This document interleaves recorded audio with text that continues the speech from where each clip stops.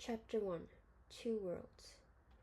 I begin my story with an event from the time when I was 10 years old, attending the local grammar school in a small country town. I can still catch the fragrance of many things which stir me with feelings of melancholy and send delicious shivers of delight through me. Dark and sunlit streets, houses and towers, clock chimes and people's faces, rooms full of comfort and warm hospitality, rooms full of secret and profound ghostly fears. It is a world that savors of warm corners, rabbits, servant girls, household remedies, and dried fruit. It was the meeting place of two worlds. Day and night came thither from two opposite poles. There, the world of my parents' house, or rather it was even more circumscribed and embraced only my parents themselves. This world was familiar to me in almost every aspect. It meant mother and father, love and severity, moral behavior, and school. It was a world of quiet brilliance, clarity, and cleanliness. In a gentle and friendly conversation, washed hands, clean clothes, and good manners were the order of the day. In this world, the morning hymn was sung. Christmas celebrated. Through it ran straight lines and paths that led into the future. Here were duty and guilt, bad conscience and confessions, forgiveness and good resolutions, love and reverence, wisdom and Bible readings. In this world, you had to conduct yourself so that life should be pure, unsullied, beautiful, and well ordered. The other world, however, also began in the middle of our own house and was completely different. It smelled different, spoke a different language, made different claims and promises. This second world was peopled with servant girls and workmen, ghost stories and scandalous rumors, a gay tide of monstrous, intriguing, frightful, mysterious things. It included the slaughterhouse and the prison, drunken and scolding women, cows in labor, founded horses, tales of housebreaking, murder, and suicide. All these attractive and hideous, wild and cruel things were on every side. In the next street, the neighboring house. Policemen and tramps moved about in it. Drunkards beat their wives. Bunches of young women poured out of the factories in the evening. Old women could put a spell on you and make you ill. Thieves lived in the woods. Incendiaries were caught by mounted gendarmes. Everywhere you could smell this vigorous second world, everywhere, that is, except in our house where mother and father lived. There it was all goodness. It was wonderful to be living in a house in a reign of peace, order, tranquility, duty, and good conscience, forgiveness and love. But it was no less wonderful to know there was the other, the loud and shrill, sullen and violent world from which you could dart back to your mother in one leap. The odd thing about it was that these worlds should border on each other so closely. When, for example, our servant Lena sat by the door and the living room at evening prayers and joined in the hymn in her clear voice, her freshly washed hands folded on her smoothed down pinafore, she belonged wholly and utterly to mother and father, to us the world of light and rightness, but when in the kitchen or woodshed, immediately afterwards she told me the story of a little headless man or started bickering with her neighbors in the little butcher shop. She became a different person, belonged to another world, and was veiled in mystery. And it was the same with everybody, most of all with myself. Doubtless I was part of the world of light and rightness as the child of my parents, but wherever I listened or directed my gaze, I found the other thing and I lived half in the other world, although it was often strangely alien to me and I inevitably suffered from panic and a bad conscience.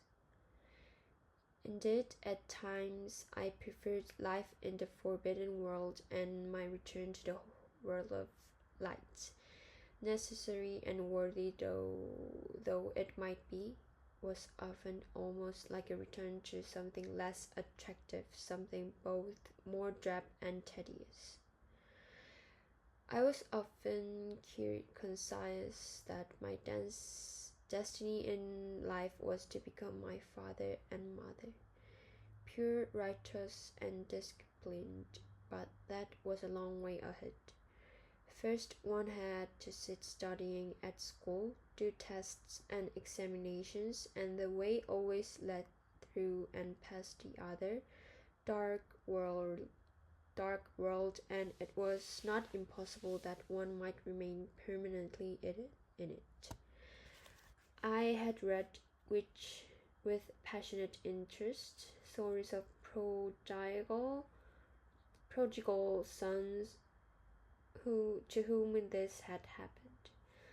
There was always the return to their father and the path of righteousness that was so fine and redeeming that I felt convinced that this alone was the right, good, worthy thing. And yet I found the part of the story which was played among the wicked and lost souls far more alluring.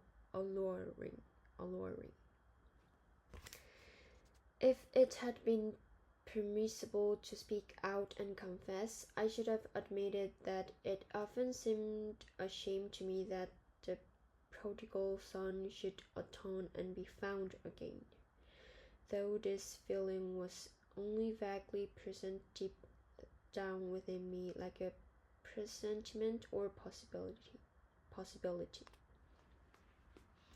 When I pictured the devil to myself, I found no difficulty in visualizing him in the street below, disguised or undisguised, or at the fair or in a tavern, but never at home. My sisters belonged likewise to the world of light. It often seemed to me that they were closer in temperament to father and mother, better and more refined, and with fewer faults than I. Of course, they had their defects and their vagaries, but these did not appear to me to go very deep. It was not as with me whose contact with evil could become so oppressive and painful, and to whom the dark world lay so much closer. My sisters, like my parents, were to be spared and respected, and if one quarrelled with them, one always felt in the wrong afterwards, as if one were the instigator who must crave forgiveness. For in offending my sisters, I was offending my parents, which made me guilty of a breach of good conduct. There were secrets that I would have been less reluctant to tell the most reprobate street urchin than my sisters. On good days, when everything seemed light and my conscience in good order, I enjoyed playing with them, being good and kind to them, and seeing myself sharing their aura of nobility. It was like a foretaste of being an angel. That was the highest thing we could conceive of, and we thought it would be sweet and wonderful to be angels, surrounded with sweet music and fragrance reminiscent of Christmas and happiness. How rarely did such hours and days come along. I would often be engaged in some harmless and unauthorized game which became too exciting and vigorous for my sisters and led to squabbles and misery. And when I lost my temper, I was terrible and did and said things that seemed so depraved to me that they seared my heart even as I was in the act of doing and saying them. These occasions were followed by gloomy hours of sorrow and penitence and a painful moment when I begged forgiveness, and then, once again, a beam of light, a tranquil, grateful, unclouded goodness for hours or moments, as the case might be. I attended the local grammar school, the mayor's son and the head for forester's son were in my class and sometimes joined me. They were wild fellows, yet they belonged to the respectable world. But I also had close relations with neighbors' sons, village lads on whom we normally looked down. It is with one of these that my story begins.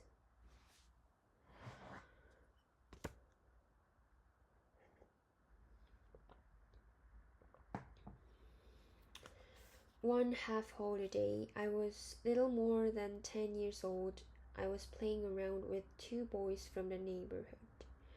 A bigger boy joined us, a rough, burly lad of about 13 from the village school, the tailor's son. His father drank, and the whole family had a bad name. I knew Franz Cromer well, and went about in fear of him, so that I felt very uneasy when he came along. He had already acquired grown-up ways and imitated the walk and speech of the young factory workers. With him as ringleader, we climbed down the riverbank near the bridge and hid ourselves away from the world under the first arch. The narrow strip between the vaulted bridge and the lazily flowing river consisted of nothing but general rubbish and broken pots, tangles of rusty barbed wire and similar jetsam. Occasionally we came across things we could make use of. We had to comb the stretches of bank under Franz Cromer's orders and show him our discoveries. These he either kept himself or threw into the water. We were told to notice whether there were many items made of lead, brass, or tin. He retained these together with an old comb made of horn. I was very uncomfortable in his presence, not because I knew my father would forbid this relationship, but out of fear of Franz himself, but I was grateful for being included and treated like others. He gave the orders and we obeyed as if it was an old custom, although it was my first time. At length, we sat down on the ground. Franz spat into the water and looked like a grown-up. He spat through a gap between his teeth and scored a hit whenever he aimed. A conversation started and the boys boasted about their grand deeds and beastly tricks. I remained silent and yet feared to offend by my silence and incur Cromer's wrath. Both my comrades had made up to him and avoided me from the start. I was a stranger among them and felt that my clothes and manners were taken as a kind of challenge. Friends could not possibly have any love for me, a grammar school boy and a gentleman's son, and I was in that no doubt that the other two, if it came to it, would disown and desert me. Finally, out of sheer nervousness, I began to talk. I invented a long story of robbery in which I featured as the hero. One night in the corner by the mill of a friend, and I had stolen a whole sack full of apples, not just ordinary apples, but pippins, golden pippins of the best kind of that. I was taking refuge in my story from the dangers of moments and found no difficulty in inventing and relating it. In order not to dry up too soon and perhaps become involved in something worse, I gave full range to my narrative powers. One of us, I reported, had always stood guard while the other sat in the tree and chucked the apples down. And the sack had got so heavy that in the end we had to open it and leave half behind, but we came back half an hour later and fetched them too. I hoped for some applause at the end of my story. I had warmed up to the narrative at last, carried away by my own eloquence. The two smaller boys were silent, waiting, but Franz Cromer gave me a penetrating look through his narrowed eyes. "Is it yarn too?" he asked in a menacing tone. "Yes," I said. "Really and truly?" "Yes, really and truly," I asserted definitely while I choked inwardly with fear. Can you swear to it?" I was very afraid, but I said yes without hesitation. "Hand on your heart." "Hand on my heart." "Right then," he said and turned away. I thought this was all very satisfactory, and I was glad when he got up and turned to go home. When we were on the bridge, I ventured timidly that I must go home. "No desperate hurry," Franz laughed. "We go to the same way."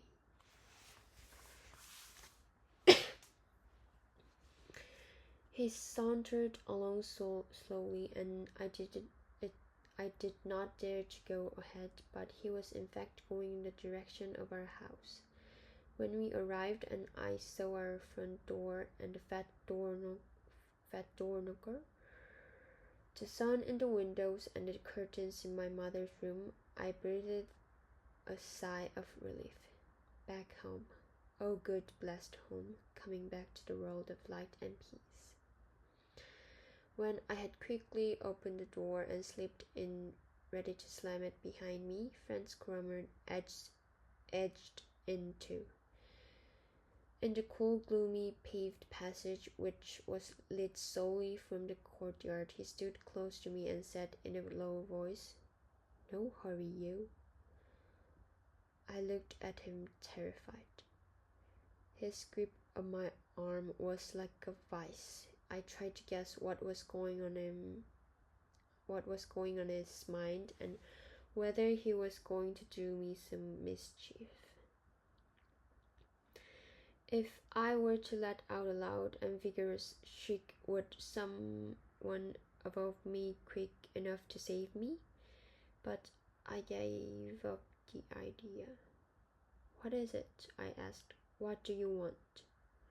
"Oh, nothing much. I merely wanted to ask you something. The others needn't hear." "Well, what do you want me to tell you? I must go up, you know." "I suppose you know who owns the orchard by the corner mill?" "No, I don't. The miller, I think." Franz had put his arm around me and drawn me close to him so that I couldn't avoid looking into his face at close range. He had an evil gleam in his eyes, and he gave an ugly laugh. His face was full of cruelty and sense of power. Yes, kid, I can tell you who owns the orchard. I've known for a long time that people have been stealing apples, and I also know that the man in question said he would give 2 marks reward to anyone who could tell him who stole the fruit. Heavens, I exclaimed, but you wouldn't let on to him? I felt that it would be futile to appeal to his sense of honor. He belonged to the other world. Betrayal was no crime as far as he was cornered. That much was clear to me. The people of the other world were not like us in these matters. Not let on, my dear fellow. Do you think I can mint my own money and produce a couple of marks out of a hat? I'm poor. I haven't a rich father like you, and if I can earn 2 marks, I've got to earn them. He might even give me more. He suddenly left me. Our house passage no longer smelt of peace and safety. The world was tumbling about my ears. He would denounce me as a criminal.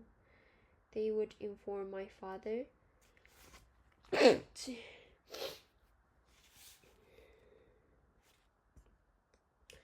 Perhaps the police would come. All the horror of chaos threatened me.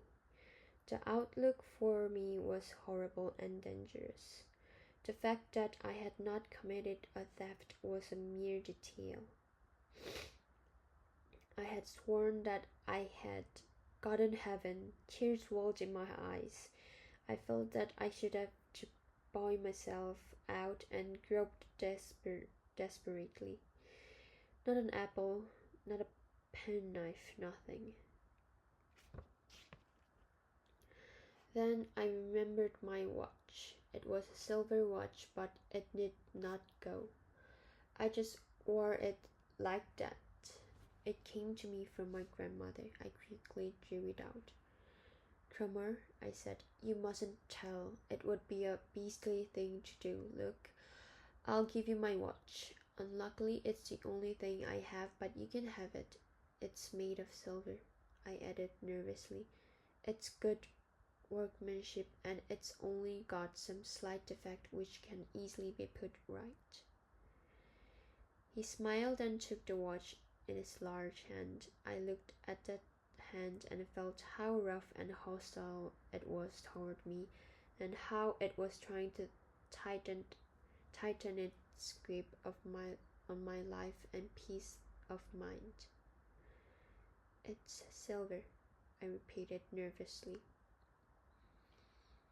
I don't give a damn for your silver and your old watch, he said with withering scorn. Get it repaired yourself. But Franz, I exclaimed, trembling with fear lest he walked off. Just wait a moment. Take the watch. It really is made of silver, honestly, and I haven't got anything else. He gave me a cold, scornful look. Well, you know who I'm going to see, or I might even inform the police. The sergeant is a friend of mine. He turned as if to go. I held him back by his coat sleeve. He must not go. I would much rather die than have to suffer what would happen if he went off like that. Franz, I implored, hot with emotion. Don't do anything stupid. It is just a joke, isn't it? It's a joke, all right, but it might be an expensive one for you. Just tell me, Franz, what I'm to do, and I'll do whatever you like. His eyes narrowed and he laughed again. Don't be a fool, he said with false good humor. You know as well as I do, I can earn 2 marks and I'm not rich. You know I can afford to chalk them away, but you're rich. You've got to watch. You've only got to give me 2 marks and everything will be all right. I grasped I grasped I grasped his logic, but 2 marks, it was far away beyond my means and as unattainable as 10, 100, 1,000 marks. I did not have any money. There was a money box which mother kept for me, and it contained a few 10 and 5 penny pieces. But in my uncles, when they came to visit us by other family friends on similar occasions. Apart from that, I had nothing.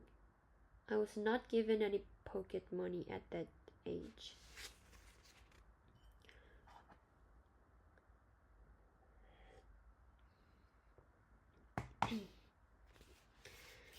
I haven't got a thing, honestly.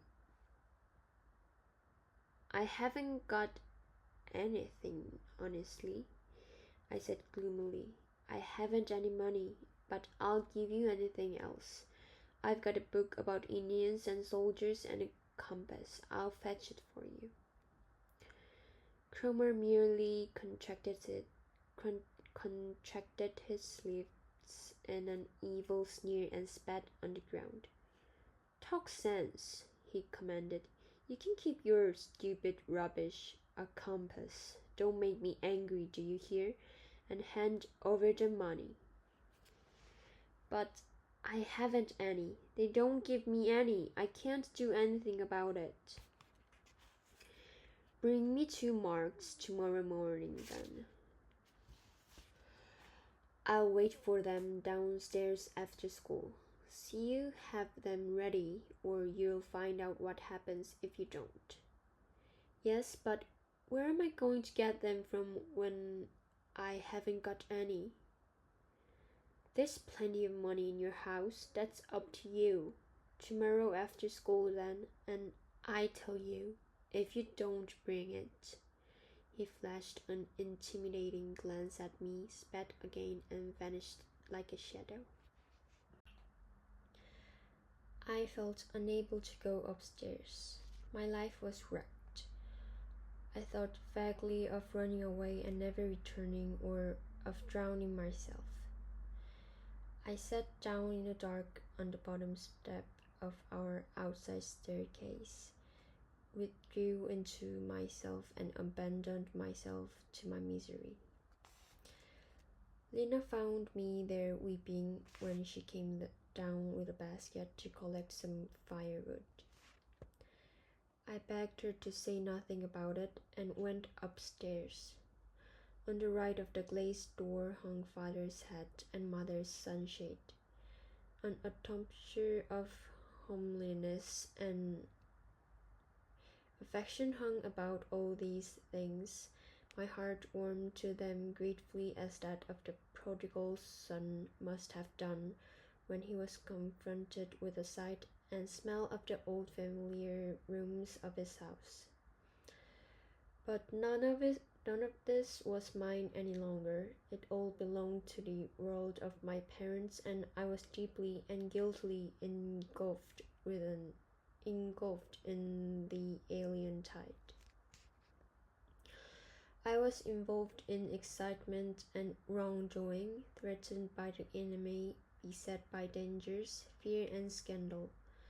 The hat and the sunshade, the good old sandstone floor, the large picture over the whole cupboard, and the voices of my elder sisters coming from the living room. It was all more moving and precious than ever, but it had ceased to be a comfort and something I could rely on, and had become a kind of reproach. This was no longer my world. I could have no part in its cheerfulness and peace. My feet were defiled. I could not wipe them on the mat. I was accompanied by shadows of which this world of home knew nothing. I had had plenty of secrets, plenty of scares before, but it had all been light-hearted compared with what I was bringing back with me that day. Fate was tracking me down, hands were reaching for me from which my mother could not protect me, of which she knew nothing. What my crime was, theft or lying, had I not sworn a false oath by God and everything that was sacred did not come into it. My sin was not this or that. My sin was that I was in league with the devil. Why had I associated with him? Why had I listened to Cromer more than I have ever done to my father? Why had I lied about that theft, feathered myself with crime as if it had been a heroic deed? And now the devil held me in his clutches, the enemy was at my shoulder. For the time being, my fear was not of the next day, it was a horrible certainty that I was treading the downhill path that led into darkness.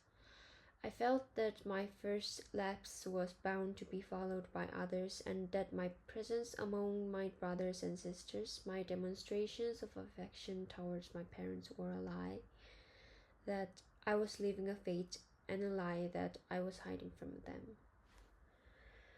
For a moment, a flash of confidence and hope lit inside me as I stood looking at my father's hat. I would tell him the whole story, the judgment he passed and the punishment he meted out would make him into my confidant and savior. It would only mean the kind of penance I had done often enough, a difficult and painful hour, a difficult and rueful request for forgiveness. How sweet it all sounded, how tempting it was, but it was no use. I knew that I would not do it. I knew that I now had a secret, a debt which I had to work out for myself. Perhaps Perhaps I was at the parting of the ways. Perhaps from now on I would always belong to the wicked, depend on them, obey them, become one of their number. I had played the man and hero, and now I must bear the consequences. I was glad that my father upbraided me about my muddy shoes. It sidestepped the issue, the graver sin passed unnoticed, and I got away from a reproach which I secretly transferred to the other affair. In so doing, a strange new feeling lit up inside me, an unpleasant, ruthless feeling full of barbs. I felt superior to my father. For the moment, I despised his ignorance, his reprimand about the muddy boots seemed trivial. If you only knew, I thought, and felt like the criminal who is being tried for stealing a loaf of bread when he was confessed to a murder. It was an odious, hostile feeling, but it was strong, and it somehow fascinated me and took a firmer hold of me than any other aspect of my secret and my guilt. Perhaps, I thought, Cromer can already gone to the police and denounced me, and while I'm being treated here as a small child, storms are gathering above my head. This was the all-important and permanent element in the whole experience as I have related it.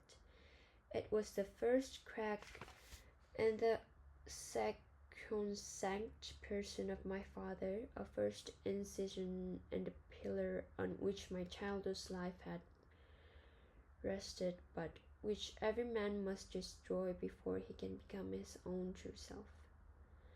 The real inner line of our fate consists of these experiences which are hidden from other people. A gesture wound of this kind grows together again. It is healed and forgotten, but in the inner recesses of our minds it lives on and bleeds. I was so horrified by this new feeling that I would willingly have fallen at my father's feet and begged forgiveness. But you cannot crave forgiveness for anything fundamental, and a child is as deeply aware of that as any wise man. I felt the need to reflect on my problem and plan out my course for the next day, but I failed completely. It was as much as I could do the whole evening to try and acclimatize myself to the different atmosphere in our sitting room. Wall clock and table, Bible and mirror, bookshelf and pictures were likewise leaving me behind, and I had to gaze at them with a frozen heart as I saw my world, my good, happy life becoming a thing of the past and breaking away from me. There was no escaping the fact that new taproots held me firmly anchored in a dark and alien land. For the first time in my life I was tasting death, and death tasted bitter. For it is birth pangs, fear and dread before some terrible renewal. I was relieved when at length I found myself in bed. Just before, as a final torment, I had been subjected to family prayers and we had sung one of my favorite hymns. But I could not join in. Every note was gall and bitterness. Nor could I join in the prayers when my father pronounced the blessing, and when he ended, God keep us well, God keep us all. I felt rejected from the family circle. The grace of God was with them, but not with me. I went up, cold and exhausted. When I had lain in bed for a while in warmth and comfort, my heart once more turned back in fear and hovered in a panic round the events of the day. Mother had said her her usual good night. Her steps still sounded in the room. Her candle still glowed through the chink in the door. Now I thought, she is coming back. She has guessed, and she will give me a good night kiss and question me sympathetically about it all, and then I can cry and the lump in my throat will melt, and then I'll hug her and tell everything, and it will be all right again, and I shall be saved. After the chink in the door had become dark again, I listened for a while, feeling that it must and would happen. Then my mind went back to the incident, and I seemed to be looking my enemy in the face. I could see him clearly. He had screwed up one eye, and his lips were twisted in a leer, and even as I watched, I was consumed by the inescapable truth, and he became bigger and uglier, and a fiendish glint lit up his eye. He stood close beside me until I fell asleep, but then I dreamed not of him and the day that was over, but that we were traveling in a boat, my parents, my sisters, and myself, and we were surrounded by the peaceful and hidden glow of a day's holiday.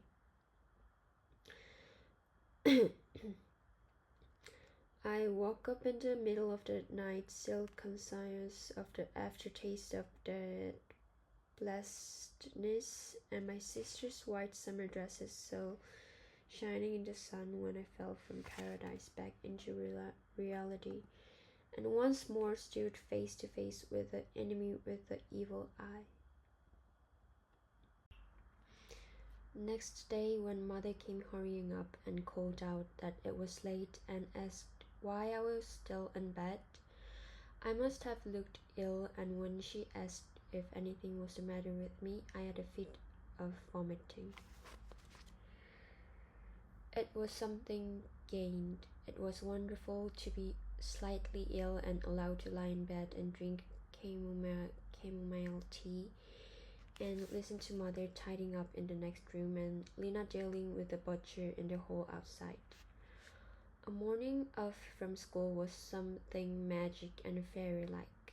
The sun played in the room, but it was not the same sun they shut out with the green curtains at school. But even that I could not enjoy today. It had a false ring about it. If I could only die. But as on so many occasions, I was only slightly ill and nothing happened. It saved me from school, but not from Cromer, who was waiting for me in the marketplace at 11 o'clock. And my mother's my ability brought me no comfort. It was heavy and distressing. I pretended to be asleep while I pondered over it all again. It was no use. I had to be at the market at 11 o'clock, so I got up quietly at 10 and said that I was feeling better. It meant, as usual in such cases, that I must either go to bed again or return to the school in the afternoon. I said that I wanted to go to school. I had made a plan. I could not go to Cromer empty-handed. I must get hold of the little money box that belonged to me. I knew there was not nearly enough money in it, but it was something, and I felt that something was better than nothing. And the Cromer at all cost must be appeased. I felt guilty when I crept into my mother's room in my stockinged feet and took my money box from her writing table, but my conscience troubled me less than on the previous day. My heart beat so fast that I nearly suffocated, and the situation was not improved when I discovered on first examining it at the bottom of the staircase that the box was locked. But it was not difficult to force. It was merely a matter of breaking a thin plate grid.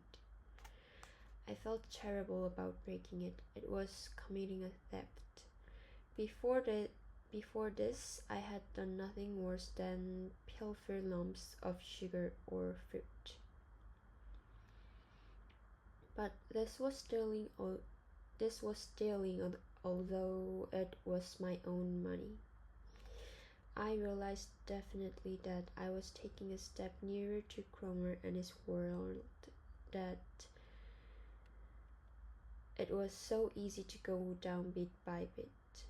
The devil might come for me now. There was no way back. I counted the money nervously. It had sounded so much in the box and was so painfully little in my hand. It came to 65 pennies. I concealed the box on the ground floor, clasped the money in my hand, and left the house without passing through the gateway. I thought I heard somebody upstairs shouting after me, but I hurried away.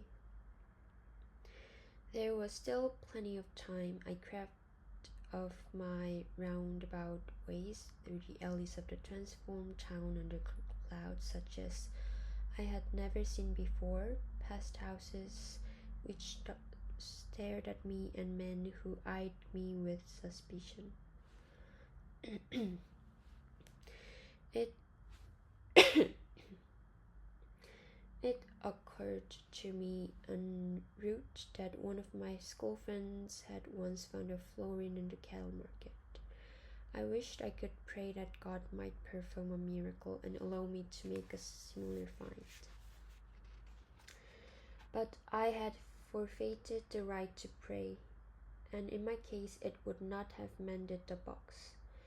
Franz Cromer spied me coming from a distance, but he sauntered slowly towards me without appearing to notice me. When he was close, he beckoned me imperiously to follow him and went quickly on down the Strogas and across the road without once turning round until he finally stopped before a new building among the last houses. It had not yet been completed. The walls stood bare. There were no doors or windows. Cromer looked all around him and went in through the gap for the door, and I followed. He beckoned to me behind the wall and stretched out his hand. Have you got it? Have you got it? He asked coldly. I drew my clenched hand out of my pocket and emptied my money into his flat palm. He had counted it before the last 5-penny piece had rattled out. There's 65 penny here, he said, looking at me hard. Yes, I said nervously. That's all I have. I know it's not enough, but it's all I have. I didn't think you were such a fool, he reproved, almost mildly. Things should be done right and proper between men of honor. I won't take anything from you that isn't correct, see? Take your nickel coins back there. The other chap, you know who, doesn't try to beat me down. He pays up. But I haven't any more. It was my money box. That's your affair. But I won't upset you. You can still owe me 1 mark 35. When shall I get it? Oh, you'll get it all right, Cromer. I can't quite say now. Perhaps I'll have some more money tomorrow or the day after. You realize that I can't breathe a word to my father about this. That's nothing to do with me. I'm not the one to do you harm. I could have my money by midday, you know, and I'm poor. You've got good clothes on and get better meals than me, but I won't say anything. I'm prepared to wait a bit. The day after tomorrow, I'll give you a whistle at midday, and then you can settle with me. You know my whistle? He let me hear it, though I had heard it often enough.